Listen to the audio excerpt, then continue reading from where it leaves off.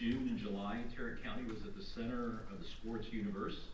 Our businesses and our residents shared the excitement of 9 FIFA World Cup matches as city officials prepared for the tournament's arrival.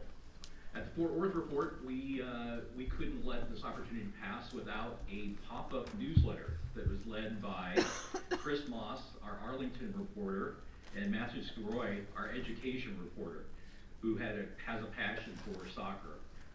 During that time, our newsletter, well over 1,300 subscribers of people that were interested. So shout out to our newsroom and our editor, Babs Rodriguez, and her team for responding to that moment.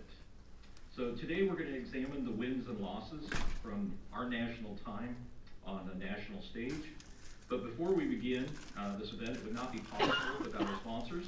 So I'd like to say thank you to our series food sponsor, North Texas Community Foundation, our series silver sponsor, Real Estate Council of Greater Fort Worth, the series supporting sponsors, Mental Health Connection, and United Way of Tarrant County. Also want to introduce Jody Newton, our Director of Corporate and Community Relations. Jody, if you say hello. Jody is out there taking care of anyone that would be interested in any of the sponsorships of our Candid Conversations. Please see Jody, and she can help you out with that. And also, I'd like to thank all of our members who make our nonprofit news organization happen. You know, we are community funded, so we rely on our memberships. Shout out to Aisha Ganguli, our membership director. If you're not already a member, please see Aisha or Fanny. Fanny, I think, is here as well. She's outside, yeah. Okay. Okay. But they can take care of you. And also, I'd be remiss without thanking our venue sponsor, Texas Wesley University, for hosting us here today on their beautiful campus. Dr. Hector Quintanilla will share a few words with you right now.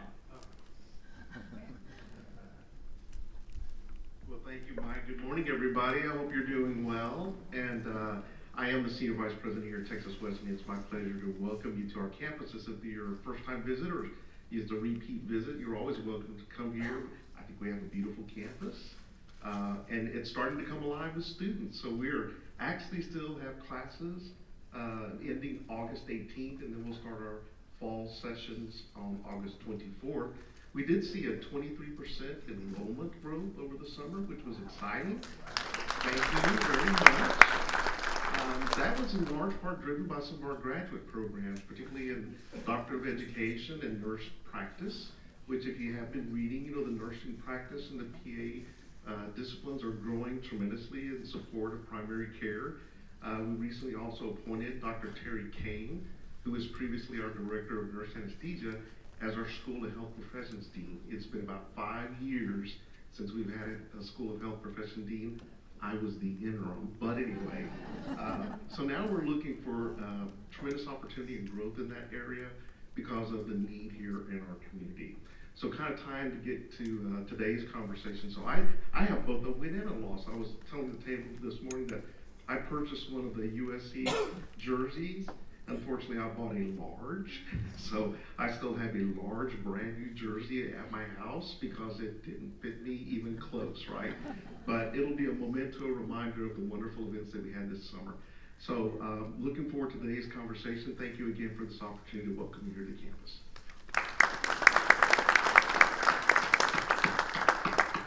Thank you, Dr. Quintanilla. So let's go ahead and get the conversation started. It's now I'd like to turn it over to our moderator, our senior business reporter, Eric E. Garcia. Eric, take it away.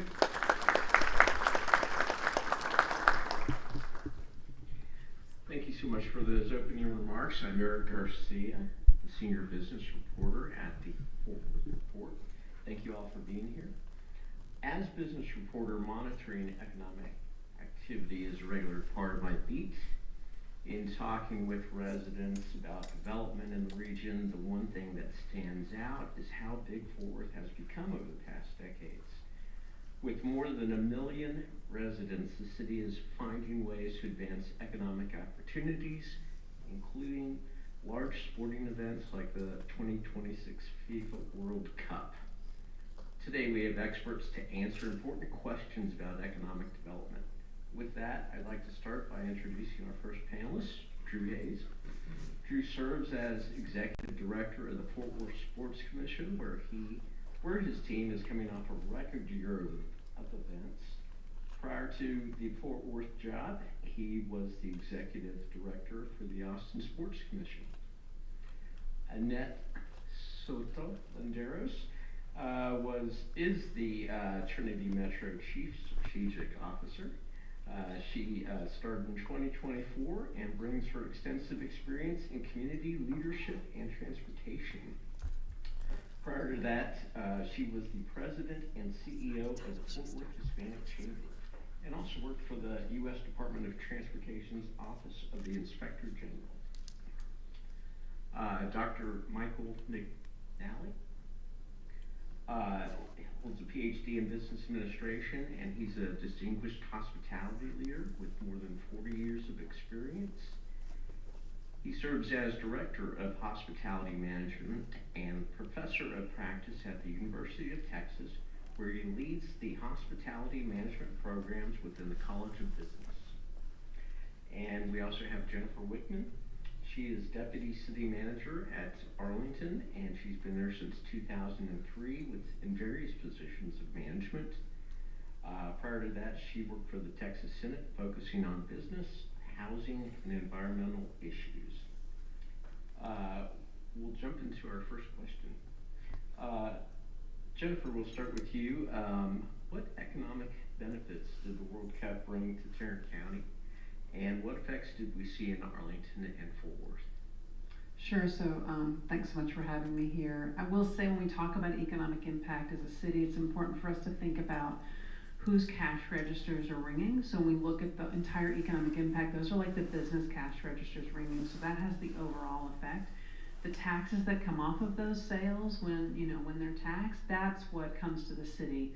Arlington. Some people see like $2 billion in possible impact, and that's all coming to. That's not what comes to the city of Arlington. So I will say we haven't seen all the sales tax numbers that have come in yet. Those lag a bit, so we haven't seen either June or July, but we should have those soon. We have heard some anecdotal information. I know there's been some coverage on liquor tax and how those have come in. Clearly, some businesses have really benefited from that. Our bars, our restaurants, particularly those that are close to the stadium, I think anecdotally we've heard have certainly done well. I can tell you that like our airport sold like 166% of what they'd sold last June in fuel sales. So that's an exciting little nugget that came in. Additionally, our hotels have done very well in Arlington. Our average daily rate was up significantly from the year before. You may have heard, I know Mayor Ross has been sharing the information that's come from our Convention and Visitors Bureau that we had $31 million in hotel sales in June, and we're expecting something close to that in July. They're going to be both record-setting months in Arlington because of all the many games that we had. So I think the economic impact is something that is important and it's significant, but when we look at our entire region, we have a very big economy, and these things are not, you see all the coverage and you think, oh my gosh, this is going to be amazing, but it's not really a tsunami wave that comes in.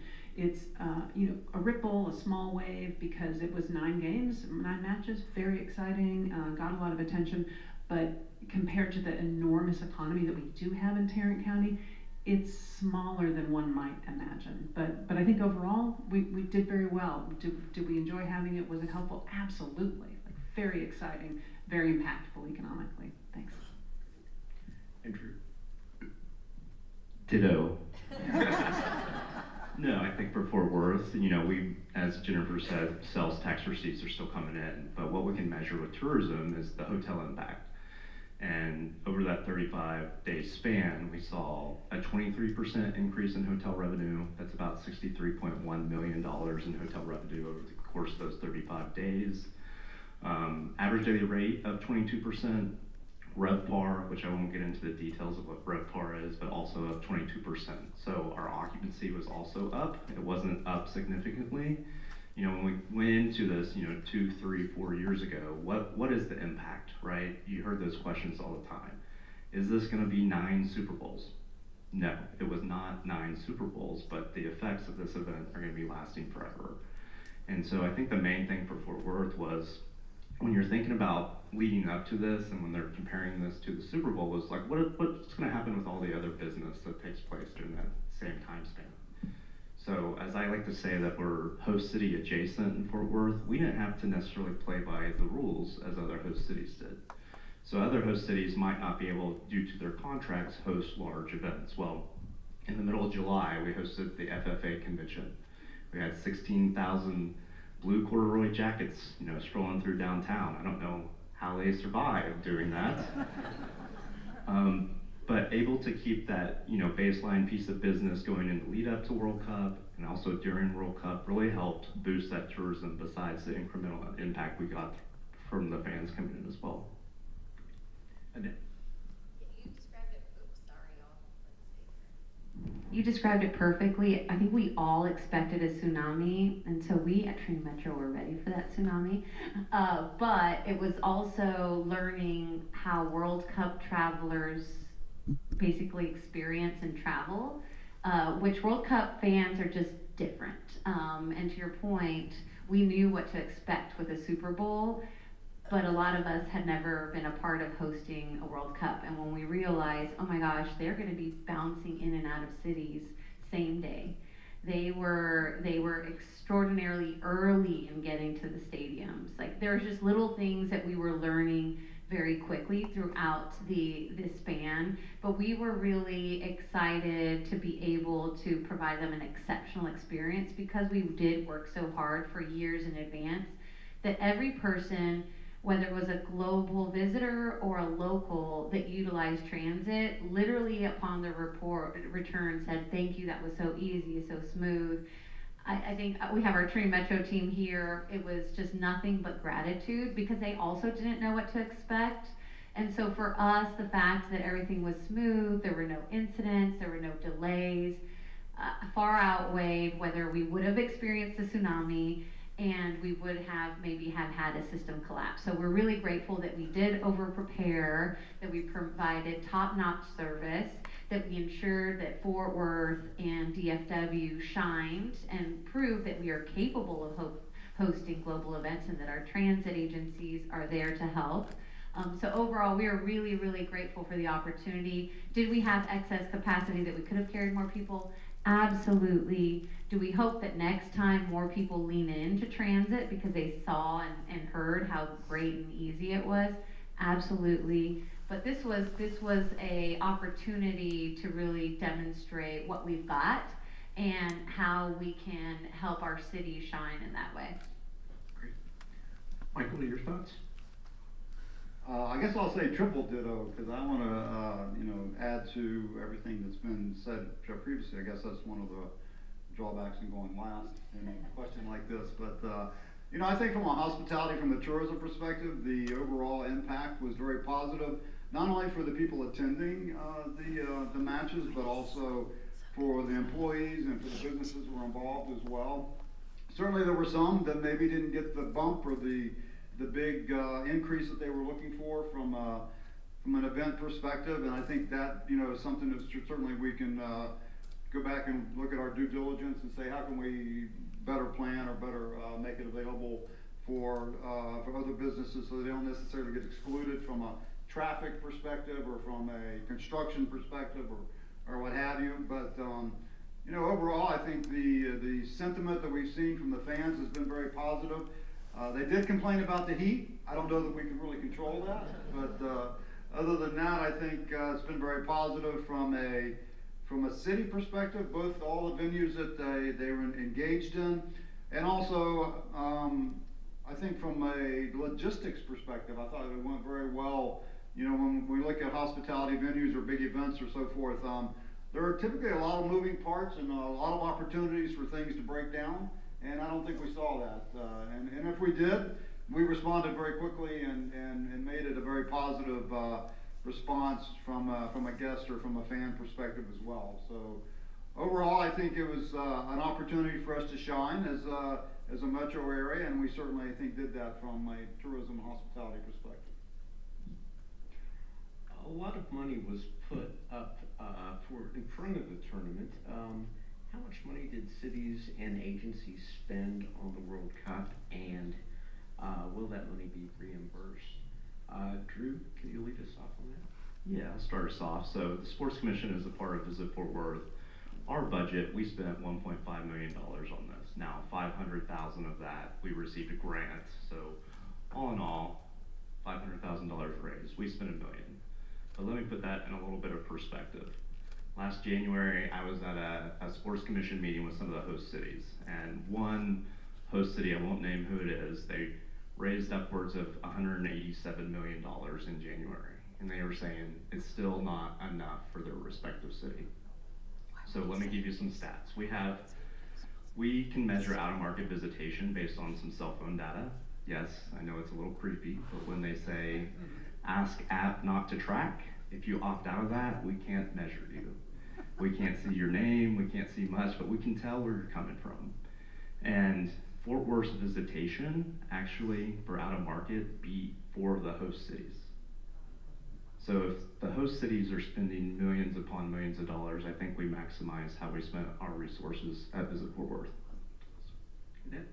Yeah, so we did receive funding from 2 different areas. So we received $1 million to improve our Centerport station, which if you went to the game, that became kind of the central nerve of transportation, whether you were Ubering, Lyfting, or you're taking the train or any type of shuttle, you were connecting there at Centerport. So there were some really necessary improvements that needed to be made. So NCT COG helped with the funding for that to make sure that, honestly, it just needed to be able to function for that purpose. Increased lighting, increased security, all of that.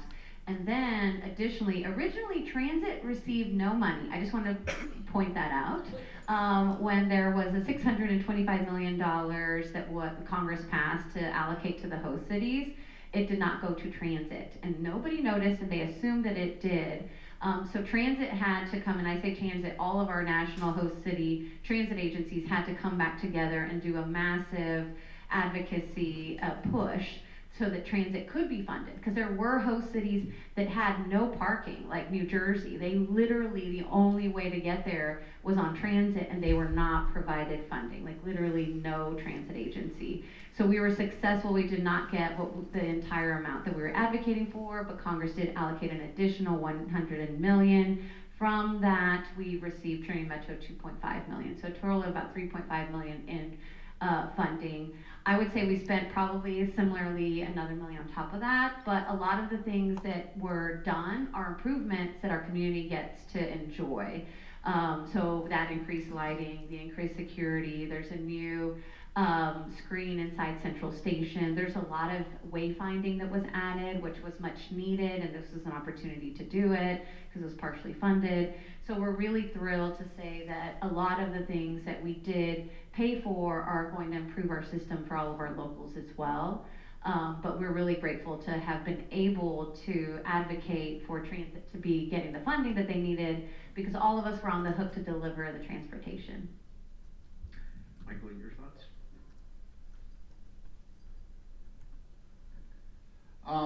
From a university perspective, I don't know that we received or spent any excessive funds in preparation for the event. I think for us, the funding, the grants, and the support will come post-event. We're able to go in and do the research and establish some studies and possibly apply for some grants to further some of the initiatives that were established from some of the colleagues here on the stage, and hopefully be able to help us prepare for future events from that perspective as well. So initially outlined cost, I mean, we were involved in different projects, but I wouldn't say that it was in the millions of dollars that we had to prepare for the event.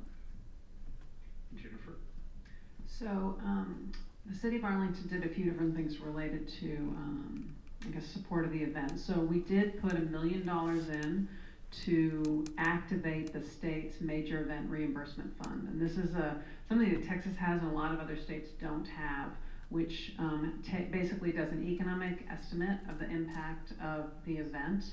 And then the state says, okay, we'll take the local sales tax and also the state sales tax that comes in, so all like 8 or 8.25% of all those sales, and we'll put that towards the event. It's got to be reimbursable expenses. You can't buy capital things. They have some really smart rules around how that gets spent. So we knew we were gonna get some money out of that, so the city, along with the city of Dallas, and I think some other cities, put money in to activate that, cause you gotta put basically like upfront the local money that you'll be putting in there to the state, and then they use that to sort of help pay out money.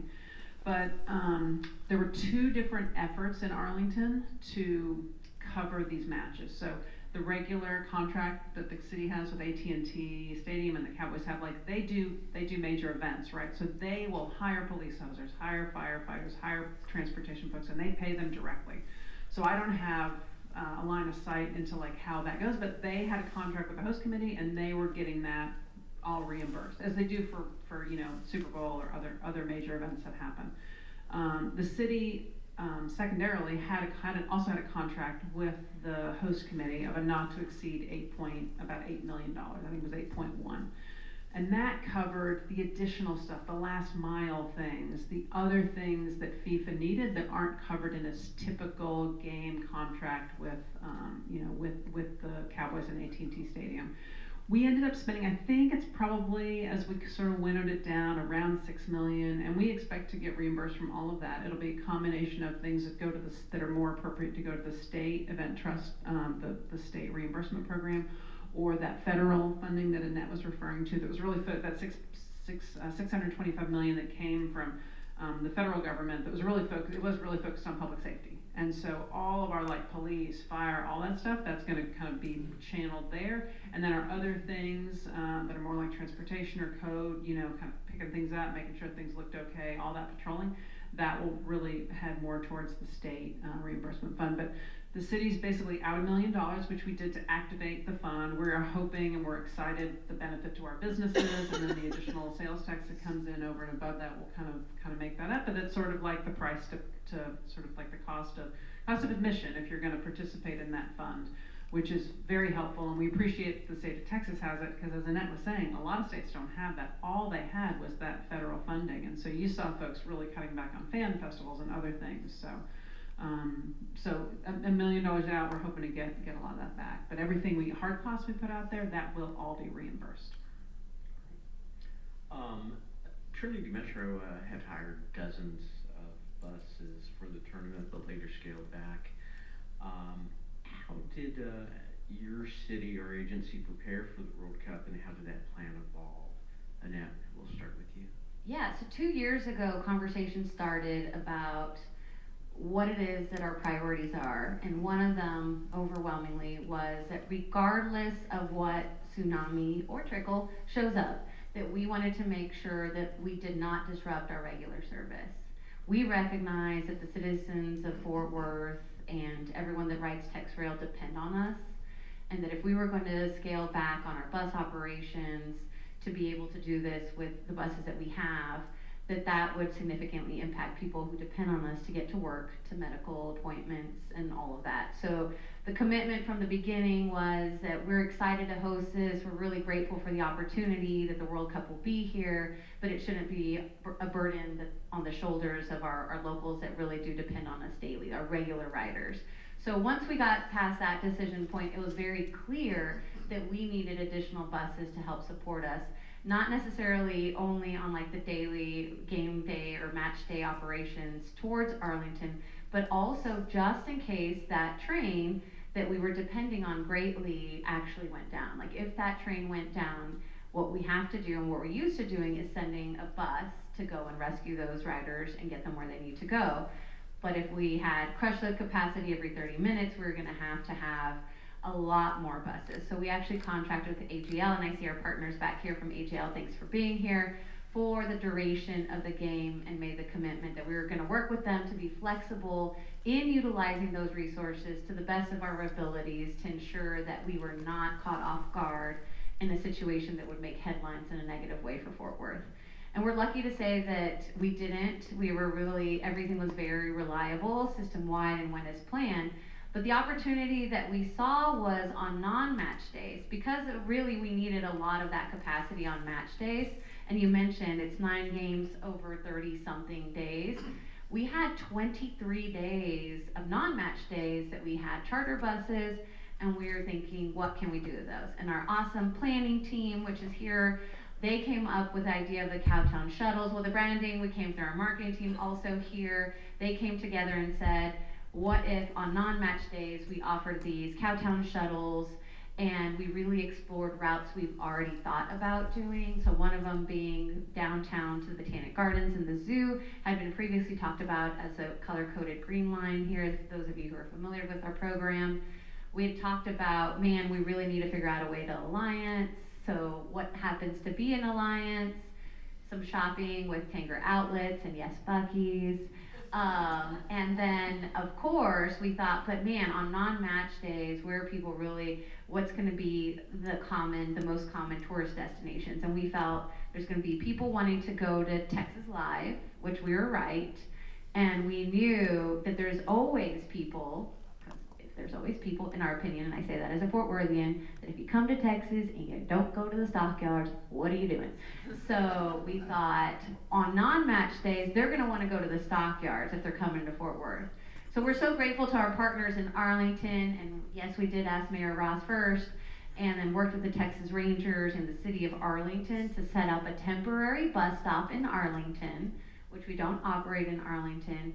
And we started to, on non-match days, shuttling people from the stockyards and downtown to Arlington, which a lot of people did to go to Texas Live, and then the reverse to enjoy that Fort Worth experience. What we did not anticipate was the Buc-ee's, the mention of Buc-ee's, and that route would actually generate national news about how a Texas city and a transit agency were taking people to Buc-ee's. And we were sitting there, I will be honest, like some of us were like, oh my God, what if this doesn't work? And then the news picked it up and it just went wild, and we were astonished. Like, I don't think anyone was more surprised than us, how much media coverage that generated. In total, over the course, to your question about funding and whether it was worth it, Trinity Metro, over the course of this entire season, generated $13.4 million in earned media. That means everybody was talking about Trinity Metro, and it was because of things like Buc-ee's or the events that we were hosting or whatever it was. So hands down, it was a great investment.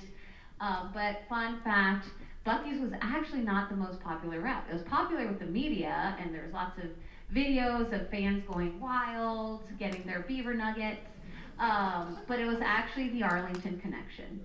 So for us, we realized that our regular riders really appreciated the connectivity into the Arlington Entertainment District, and simultaneously, we were right, people who do come to DFW go to the stockyards, and they were enjoying Sundance Square. So that's what we did with our charter buses. We're so grateful to our partners at AGL. And one other thing that we did with them, which we're really grateful for, we did not realize when we were at Centerport, and you've got the trains bringing people to and from Dallas and Fort Worth, that our little shuttle from between that connects DFW Airport and Centerport, it's called TRE Link, and it always operates for free. But suddenly this TRE Link was just packed to the brim of people. That's when we realized people were flying in the same day and people were leaving the same day. So we utilized the AGL buses that we had on standby. They started supplementing that TRE Link so it could go faster and carry more people. And the TRE Link was rivaling every other portion of transit that was doing that. And I was talking to these people asking, like, how do you do this? They were flying in, grabbing their bags and checking them back in and going to the stadium. They were on really long layovers that they had planned.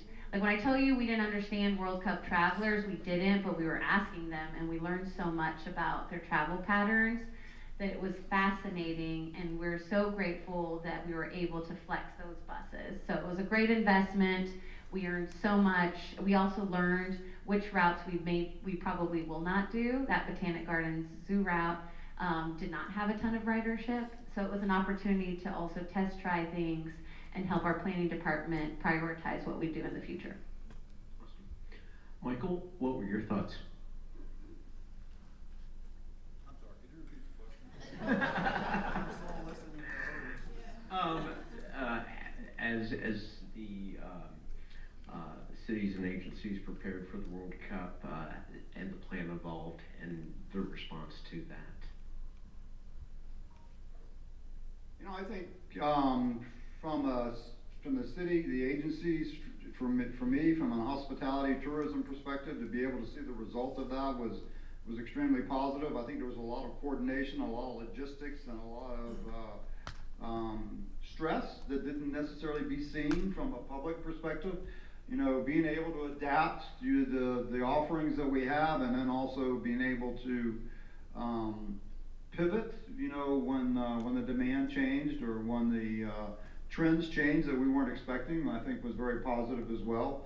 You know, again, from my perspective, it's about the customer sentiment or the customer service or the end result, and that was very positive, and I think that's something that we can continue to move forward with and continue to refine as other big events come into the area. We certainly have a great template that we're able to put together to be able to utilize moving forward, and I think that will be a great advantage for us to be able to get those other signature events in the future as well. Jennifer, your thoughts? So, from our perspective, transportation, you know, the bus hubs, the bus hub that Trinity Metro participated in with DART worked amazingly. You know, we had between 3,000 and 7,000 people take each leg of it, right? Does anyone want to guess as to which match or which team that you saw play at AT&T Stadium hit the highest numbers? Japan, exactly. Yeah. It was Because they love transit. Y'all should. Yes, and it was their second. It was their second match, so they learned it. They were like, "Oh, this works." So it was the second Japan match. It was the Japan-Sweden match, and they were like 7,800 and 7,900, like in and out. So that was really huge. So that went great. The thing that kind of surprised us that was really challenging was rideshare. You know, we tried a million different ways to figure out how to get the drivers in an organized way to match up with the ride. It was just really challenging the whole time, and it wasn't helped. Uber at one point, I guess, told all of their drivers if they got in the lot to pick up their passenger, they would pay them a bonus of $40. Well, that was the wrong thing to do, because we had thousands of like small business owners, you know, they're all on their own vehicle trying to like get into that the one lot we had at the esports stadium. So that was probably the most surprising. The bus ran like a top. It was perfect. Parking, we were probably overparked. You know, we had more spaces than we needed. But rideshare, we're still trying to figure that one out. It's a challenge, but it was, you know, we adjusted, we figured it out, we moved, and I think people really used that a lot. And Drew, how did Visit Fort Worth do? Well, beyond the economic impact, I'll speak more on the marketing side. Show of hands, did anyone see our Howdy brand by chance? All right, we were successful, I think. That's good. If one hand would have been raised, I would have been probably off the stage in a heartbeat. But we knew that, as Annette said, we offer that true Western experience, right? When fans travel here, and this is not a knock on Dallas, but they might show up to Dallas and think, where's the cowboy? And so we leaned into that. We knew people were going to show up in droves to the stockyards. And so I know she put some earned media value on Trinity Metro. I'm not going to share our number. It's so big that I don't even know how they calculate that. But what I will say is we received over 3,000 something articles specifically written about Fort Worth. That's not FIFA Dallas, that's not FIFA Arlington, that's Fort Worth. Additionally, we had we had a strategic plan. We first got tied into the World Cup through the December draw party. So we hosted this big draw party when the teams were announced at Billy Bob's. Our big challenge as we went through this was, if you think about how it's operated, you have FIFA up here, you have 16 host cities. Those host cities have their own separate agreements with FIFA. And then as host city adjacent, we're having to work through the North Texas Organizing Committee. So getting information at times was hard. We knew that there's a real opportunity at the IBC, the International Broadcast Center in downtown Dallas, to get media over to Fort Worth. But we didn't really know how to tackle that at first, especially with no information, and how do you get people from the broadcast center over with no credentials, they're not sharing media lists, et cetera, et cetera. Well, North Texas Organizing Committee kind of solved all of our problems, and they said, would you like to host the official media party in advance of the World Cup? And we said, excuse my language, hell yeah, we did. Because we knew getting the media here before the event started was going to have this snowball effect, and it did. After that, the media party, we had the Czech team that was hosted in Fort Worth. We invited them out for rodeo. We had all these design plans on getting them privately into the Cowtown Coliseum. They got off the bus and they took off shopping. And we had a videographer and they were buying cowboy hats and all this stuff. And we collaborated with them on social and that post went viral. The next day we get a call from Sweden. Then the Sweden national team show up. And then you see all these things. You see the Viking row at the Stockyards. You see the UK fans singing Sweet Caroline at the Cowtown Coliseum. I like to say we hosted a 10th FIFA match at the rodeo because we had over 55,000 tickets sold through that time span. It's just people going to see the rodeo. That's a record. And so to come out with our brand, to lean into that authentic, true Texas experience was definitely a win for us. If I could talk just really quickly about a loss, one thing we didn't really expect was the VIP delegation that we were going to handle during the tournament. So we had the Japanese princess show up, come view the stockyard. So we had to learn quickly on the fly on how to deal with royalty with our partners and getting people back safely and adhere to some of their requirements. The fun story I'll share is the Prince and Princess of Jordan came too, and they wanted to be very private about it. They didn't want police involved. Well, unfortunately, that's not how we operate here. Police are going to have to be involved. But they said they wanted a high-end Western experience. And so our team set up this experience with our partners. She gets out of the princess gets out of the car and she says, I want to go to KO Trading at Stockyard Station. So did y'all see Erling Haaland get off the plane with a stuffed raccoon that went viral? She went there and bought a stuffed raccoon too, except instead of having a liquor bottle, our raccoon was smoking a cigarette. So I just imagine the loss for Fort Worth if she's going to be hosting these elaborate parties and there's going to be this raccoon on the mantle and someone's going to say, where did you get that raccoon at? So just a little fun story to share about maybe a loss, maybe a win, not for sure. And as we're talking about transportation, since Arlington, as we know, does not have a transportation system, is it perhaps time to revisit that issue? Does Arlington need a shuttle around the entertainment district? So now, Eric, we've become very friendly as we prepared, but I will tell you Arlington does have a transportation system. It has Arlington On Demand, which is run by VIA, and so it's an on-demand ride-shared system that people can get within a block or two of their home anywhere in Arlington and get to another place, within Arlington.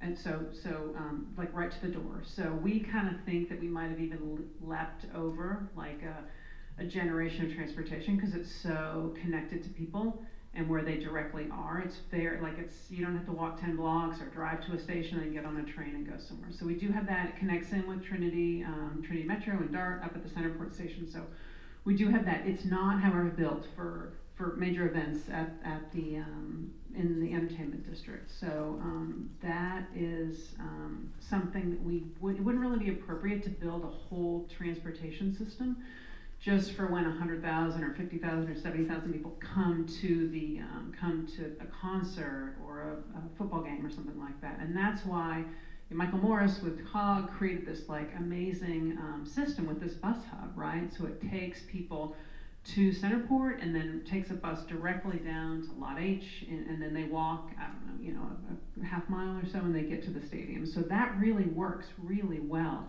for match days, right? But we don't have, but it wouldn't be appropriate for us to build that for an everyday thing. And we actually also have a shuttle system within the entertainment district, but it's not very well known. And I think that's something we could think more creatively about and get more publicity. We have a trolley system, and it's this Arlington trolley.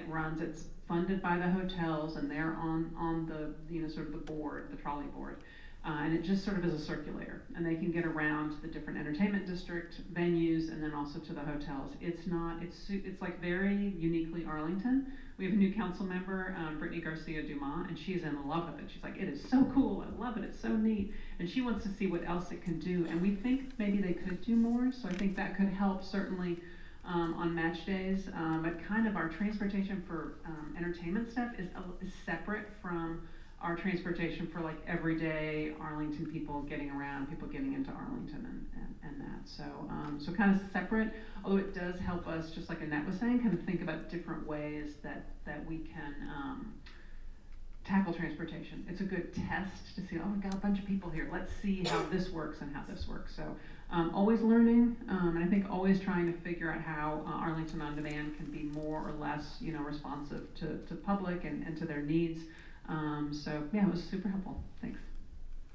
Annette, do you think we need to have more transportation to Arlington from Fort Worth? Yes. Primarily, we all have on demand as well, and it works great if the places you need to go are within the boundaries of what it does, right? And so we have various zones. If you've written on, I know you're a fan of on demand. And it works tremendously well if the places that you need to go are within that radius or within that city limits. But we're a metroplex, and if we are going to continue to champion that we need to work as a metroplex economy and that we are going to work as a metroplex for global events, then I think that connectivity is kind of something that's expected, especially from our global travelers, and we talk to them, and I know I see all the heads nodding because there's like 10 people here who are literally, I laugh because all Trinity Metro employees were actually required to be outside and helping all of our global travelers. So I said we were moving our indoor plants outdoors because we're generally indoor plants, but it was awesome. But it meant that we were firsthand talking to the fans and trying to help them trip navigate and trying to understand where they were trying to go. And they were honestly struggling. They were struggling to move around anywhere that was disconnected from the transit agency, because some of them, as we mentioned, Japanese, were expecting major connectivity. So I do think that aside from game day travel, because we mentioned the season, that was just a portion, the 9 days, we had 23 days that we were moving fans to actually the businesses, because on a match day when I went, like that was the thing we did. We went to the stadium, my husband and I, we wanted to enjoy the majority of it, so you got there 3 hours early, like that was the thing you did. But as a small business owner myself, I can tell you those non-match days are where the businesses thrive, because they were going to the stockyards, they were going shopping, they were going to do all the things that were non-match day activities. So I do think that there's space for increased connectivity that would only help our economy thrive, and really talk about in all seriousness what we need to do to ensure that people can move around fluidly to the expectations that they have for connectivity. All right. Fort Worth had 3 million visitors during the tournament. So, Michael, how did Tarrant County do with hotel and short-term rental bookings, as well as restaurant and alcohol sales? Again, I think they did very well. I mean, the numbers are still coming in, as my colleagues have mentioned, and certainly there were areas that did very well, specifically around the stadium and in the outlying areas as well. Drew had talked about Fort Worth and the impact that they've had there. So, looking at hindsight, certainly there were peaks, and as we move forward, there's going to be some areas that we think that maybe there could be a better availability from a business perspective, and I don't know if that's a communication or if that's building awareness from a marketing before they get here. But I think from that perspective, it's going to be beneficial for the next event that we have, or the next area we have, to be able to transition and be able to forecast that a little bit better. And I think that's where some of the, there was a big thing about the room nights and the cancellation of room nights and so forth. And of course, no offense to the media, but sometimes that gets a little stretched, and that's a normal practice for big groups. They come in and they make an edit, or they make a change 30 days out from their room block. And I think just the significance of the scale of the event here and in the other cities, it got a lot of national news that FIFA's canceling all the room nights or significantly adapting their room nights and so forth. And from a business perspective, that's a normal trend that we would expect. And then as we move forward, and we can go back and see, okay, how does that compare to the normal average, which is around 10% drop in no-shows and so forth. So I think that's going to be part of this process that we continue to learn. And I hate to keep saying that there's a lot of information that needs to be processed and a lot of conclusions that need to be made as we move forward from an event perspective. And I think that will help us certainly as we plan moving forward for other events. Andrew, what are your thoughts? Yeah, I know you mentioned 3 million visitors to Fort Worth. That number is actually just to Sundance Square and the Stockyards. So we had a lot more than that. Additionally, as you think about local business, I talked about the 55,000 tickets sold number. Well, they also sold over 500,000 adult beverages through that course of that entire time. So that's a lot of sales, right? And that doesn't impact just the Coliseum, but it impacts a number of things. Our data also shows that the near South Side district of Fort Worth actually had some of the more affluent travelers coming to our destination. But I know Michael mentioned it, the media perspective leading up wasn't as always positive. Then the event happened. And seeing the traveler's perspective, our destination, I think it allowed us to reinvest all the great things of why we love living and working and raising families in our destination. And I think we've got a really good opportunity over these next 8 years if you think about just the country in general. And this isn't a political statement. I know we have a lot to do as a country to get better. I think we can say that in our everyday lives, but we've got the LA Olympics in 28. We've got potentially the 31 Women's World Cup coming to the region. The Rugby World Cup is actually going to be coming to the United States too. In 34, the Winter Olympics are coming. So this is just one large-scale international event that's going to come to the United States, and we need that international traveler to come back and invest in us. And so this is such a good opportunity to not only show how great our city is, so show how many unique experiences our country has to offer, and we have an 8-year runway to get it right. And so I just, I think we talk about the dollars and cents a lot, and with good reason we need to do that. But as the visitor sentiment showed, we are a place to travel, we are a place to visit, and we are a place to live and work and breathe. And following up on that, in what ways can we improve our tourism efforts across the region? I think this was just such a great example of regional partnership. I think there's the sentiment of Fort Worth versus Dallas a lot of times, but we work so well together. You can see we're all enemies on stage between Arlington today, right? No. We're all friends. We work hard to, invest into the region. I think there was plans that we worked on for many years that worked. There's a lot of success stories that worked well, some things that we had to, scale back on, but we got the blueprint now, right? And so with these large scale events, we know how to start, operate and finish.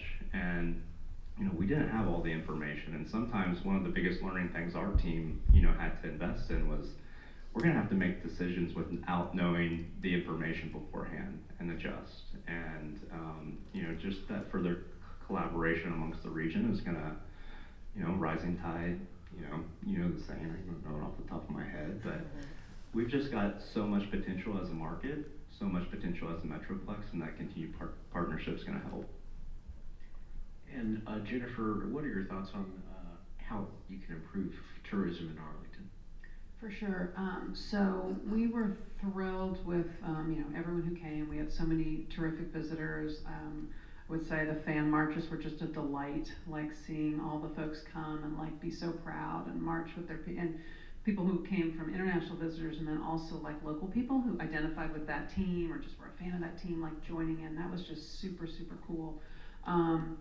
I think one thing that we want to do better is that we talk to our businesses early about this. We're like telling them all the information that we have, and I think we might have left folks we didn't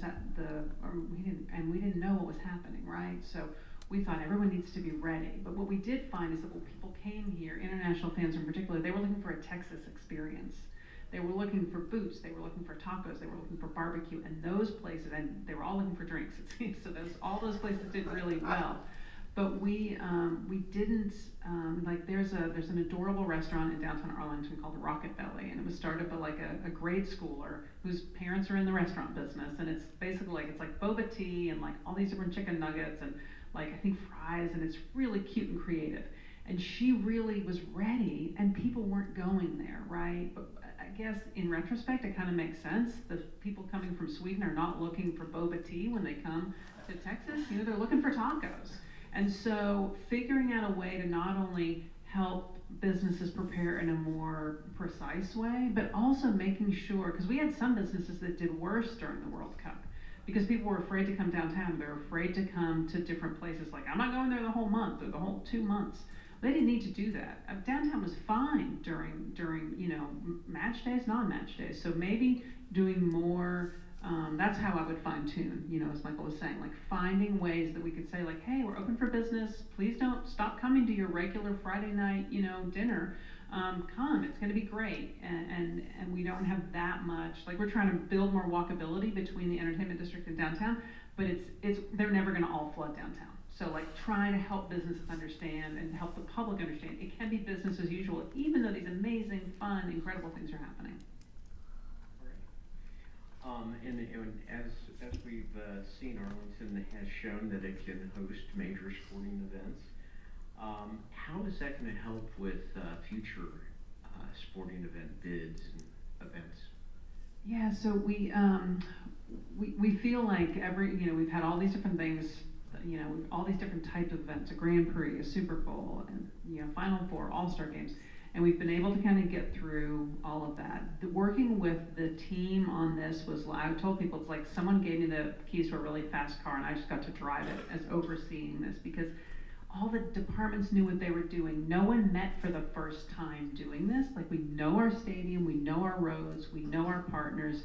No one had to call up and be like, who's our FBI contact again? Like that didn't happen. So I do think we've proven it in a really good way. You know, my boss, Trey Yelverton, he said, I thought this was a great way to sum it up. He said, we did consequential things inconsequentially. It was like, we had all sorts of protections and plans and other things in place, and it just went smoothly, right? Like, no one really noticed, and that was my goal. Like, don't be in the news. Like, don't ever have to be in the news about this. Just let the event happen. But I really think that, and I think people have doubted us for a long time in this area, and I don't know if we're just, you know, Arlington, like, little man complex or what, but, like, it feels like for a long time people have been like, oh, you're not gonna be able to do that, you're not gonna be able to do that. But what else bring it, right? I guess is kind of my thought. Like, we'd love to try something new and different, and I do think you're right. We've proved that. I think we showed well on the international stage. People were like, oh, they can handle it. One of my favorite stories is that our fire chief was with the sort of big FIFA's person in charge of all public safety. So he came to one of the matches here and he said to our fire chief, boy, I think I'm actually gonna be able to watch the game and enjoy the game this time. I'm not gonna have to put out fires because you guys know what you're doing.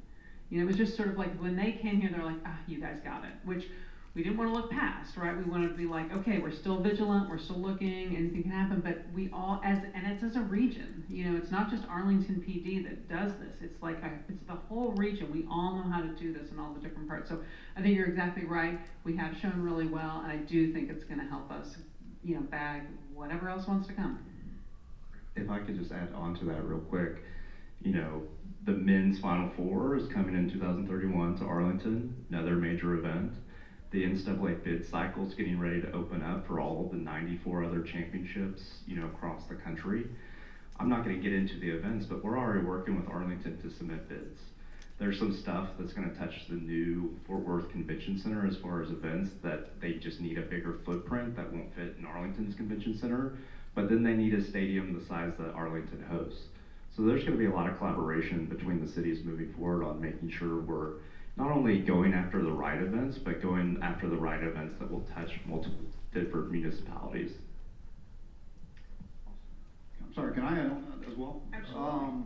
You know, I think in hospitality and tourism, especially what we're talking about in this event, is being able to scale up and be able to meet the demand. And I think we did it very well, and we're able to forecast and be able to adapt to be able to do that. We might have done a little bit more than we needed, but that's just good preparation in some cases.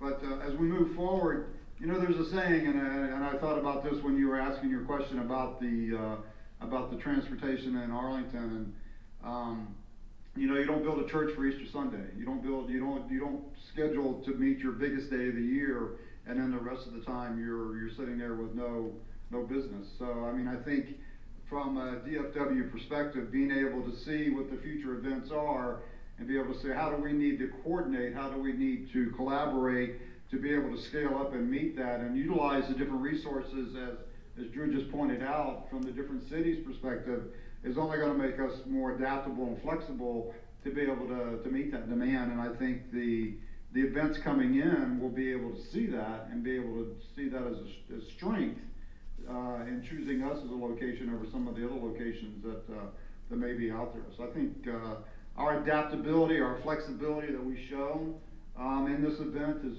certainly going to bode well for us in the future and other opportunities.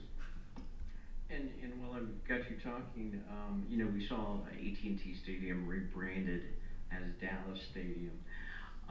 Should Arlington and Tarrant County be focused more on branding itself so people know where it is? Do I get to take that one? Sure. Okay.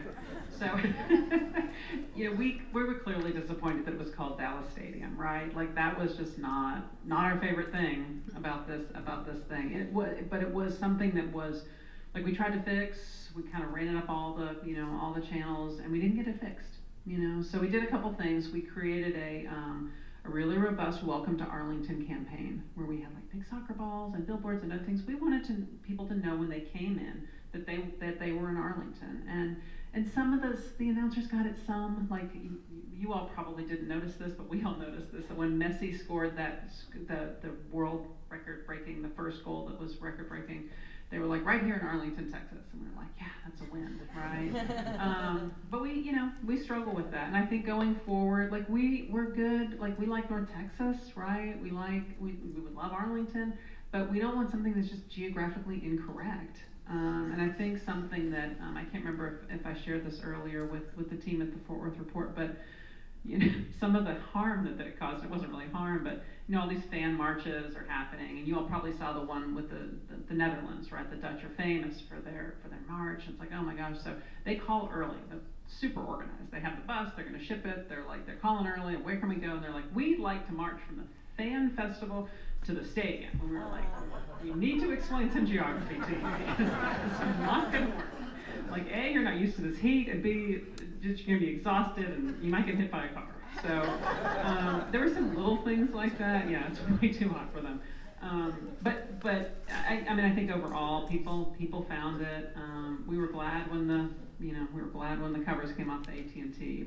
But FIFA wasn't moving on that. But it was not for a lack of us trying. I will say that. And Drew, what are your thoughts on improving the branding of Tarrant County and Arlington and Fort Worth? Maybe we should just call everything AFW moving forward, Arlington, Fort Worth. I don't know. No, I think there's a lot of conversations to be had about that too, and a lot of it starts with the organizers. You know, sometimes you make requests, and as you know, we heard just now, they're not going to accept every question you ask or request you make. So there's always, and you know, Fort Worth, it happened in Fort Worth as well. We had some major, you know, athletes come experience the rodeo, and in their post, they tagged it Dallas, Texas. So it's not just an Arlington problem. It's a regional problem here in the Metroplex, and obviously we want to figure that out, but at the end of the day, we still got a lot of exposure out of this event. And the comptroller knows where to send the sales tax. All right, I've got just lightning round of questions. So what worked, what didn't, and how can the region improve for its events? Drew, why don't we start off with you? Obviously, the marketing was a win. Obviously, despite the hotel occupancy not being necessarily what we wanted it to be, the hotel revenue was still there. So I think, with these large scale events, we're not gonna be able to make everyone happy. We just have to make sure clearly setting expectations going into the event. If we don't have all the information, communicate that. And it felt like Groundhog Day to a degree, because a lot of times we were still saying we don't have all the information. We still don't have all the information. So adjusting on the fly was critical to this. Losses, I don't know what losses I could take away from this. This was more than just a game, more than just dollars and cents. And I use this as kind of an analogy to talk about sports, but a lot of us probably in this room have traveled to a sporting event before outside of our, where we live. And I'll ask people, well, what was the final score of that game? Most of the time, unless you're just a diehard fan, you're gonna not know the answer to that. But you're gonna remember who you went with. You're gonna remember where that event was at, right? And so the FIFA World Cup was more than just a game, and I think it benefited all of us tremendously. Annette? Yeah, we feel like we had so many wins, and some of them were for our riders, smooth, no incidents. Our on-time performance was incredible. Even bus drivers that were nowhere near moving, game goers, that they were on, just they're delivering top performance as well. Our team bonded in a new way, thanks to the marketing that we latched onto. We did Howdy Let's Ride. We had matching uniforms. We were out there together, welcoming literally the world. So it was really an incredible experience for all of us as well. We just felt like we experienced something very unique together. And then how we utilize those charter buses. I will say I'm really proud of our team, because we did not stick by our regular playbook. Like the routes that we did going into Arlington, we could have easily said, and I think at one point we're like, well, we don't have any bus stops over there, or they may not say yes. And we just said, well, let's just ask. We can set up we literally were building temporary bus stops for not only there, but the stockyards. So I really do think that little things like this, like even getting the rebranding from Dallas to DFW, at some point we need to do it. You know what I mean? Because I know that it's not well known, but it won't be if we never do it. So we're really grateful that we didn't stick by a playbook. We encouraged ourselves to do more and be the best that we could be for our riders. The losses, I do think that we wish more people would have embraced transit. We do recognize it was a longer trip. That's the reality, because you had to ride to Centerport and then take another shuttle into the stadium. We felt like that some people recognized it was a little bit longer and you could go directly to the stadium. So we wish more people would have embraced transit. Also, at one point it was said to leave transit to the international visitors, so some of our locals were dissuaded from going. We wish that would have never been said, because we think that we had more than enough capacity. And eventually the locals did start joining in. We saw lots of friends and family and city leaders taking transit. So we hope more people will embrace it, and that now that they've seen that it was very efficient and a great experience, hopefully next time more people will try it. And Michael, your thoughts?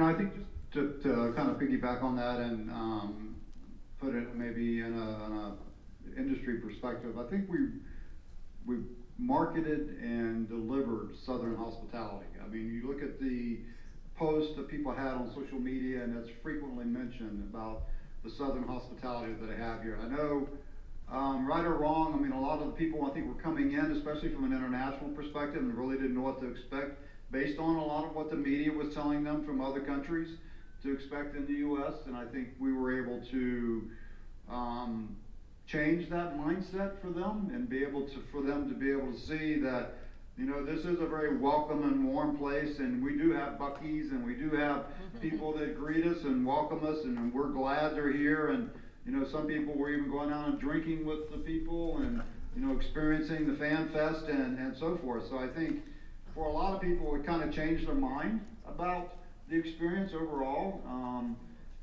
Also, I don't know that they lost sight of whether they won or not, if they came from that perspective, but I think they did enjoy the opportunity here, and that wasn't done by mistake. there are some things that, Visit Fort Worth did a great program on training the volunteers. I know, Arlington had, CVB did something similar as well. So there was a lot of forethought and planning that involved in that, and certainly that's something that needs to be carried forward as well from an event perspective. At the end of the day, we're gonna stub our toe, we're gonna have some mistakes, but it's really how you respond to those, and I think we did that overwhelmingly well, and I think that can help us move forward from a branding perspective. You know, whether it's Arlington or Fort Worth, or maybe it's the Southern hospitality that we need to brand, that's really going to be the glue that brings all this area together, that really makes a positive impact on future visitors and future events as well. Jennifer. So I think one of the wins was all of our areas had so much more contact with international travelers than we had ever had before. I think we're used to a lot of national folks who come in for different sporting events or concerts or things like that in Arlington and also in Fort Worth. But just the opportunity, and we did something called Ambassadors Row in Arlington, which was an opportunity for the consulates from any of the nations that were playing to come and have office space and spark a co-working space in Choctaw Stadium. And so that was really helpful. And we had folks reach out in advance of that from other consulates that were super helpful. We worried a lot about kind of the hooliganism, the fan behavior, what that would be like, and they turned out to be just really charming. Like, all the folks who came were charming. I think part of that was helped by the fact that the folks from England once had visited us and they were like, hey, just to let you know, they were like, we take the passports of all of our hooligans. So like, they aren't traveling during the World Cup time. So yeah, that was super helpful, right? They're like, we know we have a problem with this and we are not, you know, we're not messing around with these people. They're staying home. They're all in timeout. So it was the international part of it was neat. And I think getting them to see all the stuff that they can come here and see. I think they were charmed by us as well. So I'm really hoping a lot of that builds into more economic development, more visits, more tourism, more of that. I think that's our big next step, is my favorite thing. I'm going to move on to some of our reader questions. Annette, you sort of mentioned this earlier, but a reader was wondering, would it have been more practical to use buses to take visitors directly from downtown Fort Worth to Arlington, and were improvements to Trinity Railway Express needed? I think, again, back to the tsunami, we prepared for the tsunami, and most of y'all probably read that an additional train was rented and brought down. And so I think that folks were following that, and if you went on the train, you probably noticed that it wasn't full.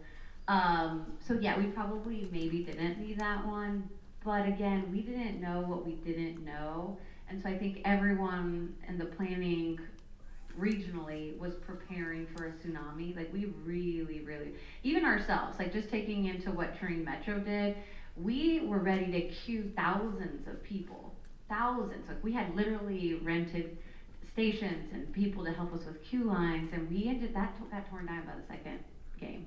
We didn't need that. Like, it wasn't working quite like that. We didn't have that abundance of people. Would it have been faster to go directly with the number of people that we ended up moving? Yes, yeah. But had it been the tsunami, it would have been just absolutely a catastrophe. So it's kind of the unknown of what each city is going to experience, and literally each host city, we were all talking. I'm sure you guys were talking to the other host cities as well. We were talking to the other transit agencies, and everyone's experience was so different with how many parking spaces they had, what the access highways was, how their communities, the fact that we're a metroplex, we had people coming from all directions. Like, to ride transit, you had to literally come from Dallas or Fort Worth. So if you were staying for some reason in Louisville, like, why would you do that? You would just go directly to the stadium. So I think that the Metroplex layout was also very unique. So ultimately, to answer your question, we probably could have bused people directly with the number of people that we ended up moving, but we were set up for way more, and we're glad that we were, because the worst thing that you could have done was been overwhelmed, make national news, have people angry, because it's happened where people can't get in and out of the stadium, they can't get in and out of the transit centers, and then you get labeled as a city that can't do this. So I do think that ultimately being overly prepared was the right decision. So yeah. I just want to add to that quickly. Leading into this, we didn't have a case study to help prepare us. So when you think about 4 years ago, it was in a country that built their stadiums from the ground up, in a country the size of Fort Worth, right? Now we're across 3 countries, across 16 host cities. And so how do you prepare for that? It's extremely difficult. So just want to provide that context because you scale up to scale down. And I think that was the right approach to piggyback off that. All right. Well, I'm told that's our time, but I wanted to finish by once again thanking all of you guys for being there. So another round of applause for our panelists.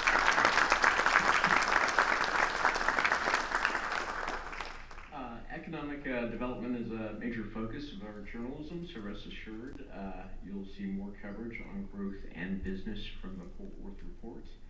I'll hand it back to Mike. Thank you. Thanks a lot for Eric being our moderator and preparing today's conversation. Thanks again to all of our panelists for a lively conversation. And thank you to our sponsors for today's event, making it possible for everyone to be here today. And again, a shout out to all of our members for supporting our nonprofit newsroom. We really hope that this conversation was insightful for you, and thank you again for being here. I would like to take just a moment to personally invite you to our next event, which is an informed discussion on data centers, and that can be a pretty emotionally charged issue. But please join us here in this ballroom on August 20th from 5:30 to 7, and we're taking an educational approach.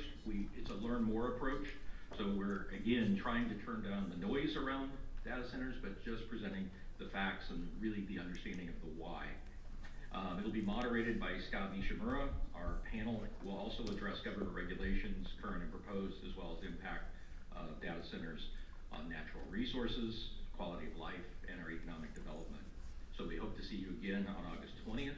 One last shout out to Jody Newton, our Director of Corporate and Community Relations. If you're interested in the sponsorships, please feel free to reach out for her with her today. And thank you again, and we'll see you soon. Cheryl.